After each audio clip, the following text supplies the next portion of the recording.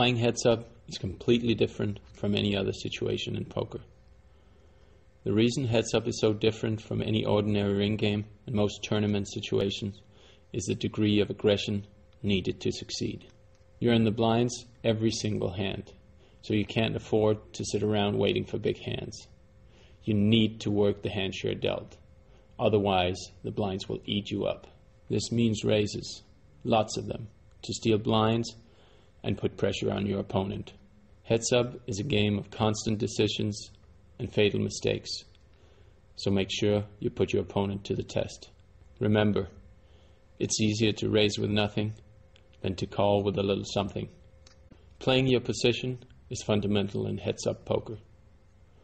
In heads up poker, the button is also the small blind, and apart from acting first pre-flop, the button will have position throughout the remainder of the hand.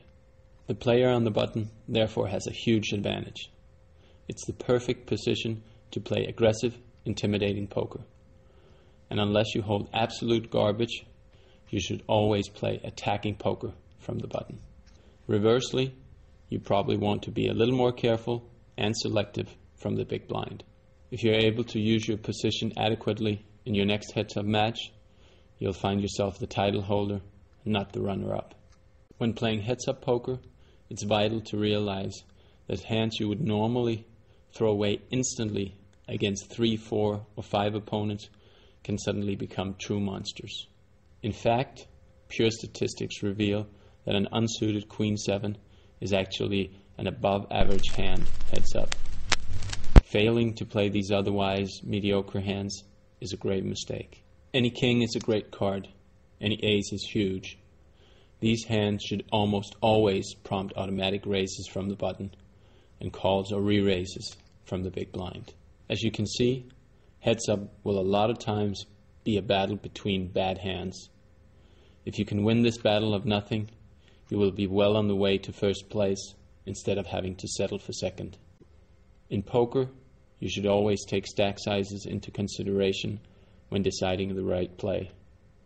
In heads up, this becomes even more important.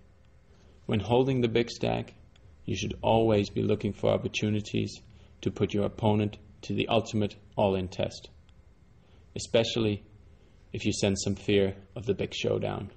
Be aware though, if the blinds are big and your opponent is short stacked, he may be forced to call a raise with almost any hand, so don't get caught in an ill-timed bluff. If you're the short stack, you don't have the privilege of folding too much or letting a deep stacked opponent run you around. You're looking to double up, so jump at any chance to get all your chips in the middle pre-flop with any ace, pocket pairs, or big face cards. Using the size of your chip stack correctly is a powerful tool in strong, solid heads-up play.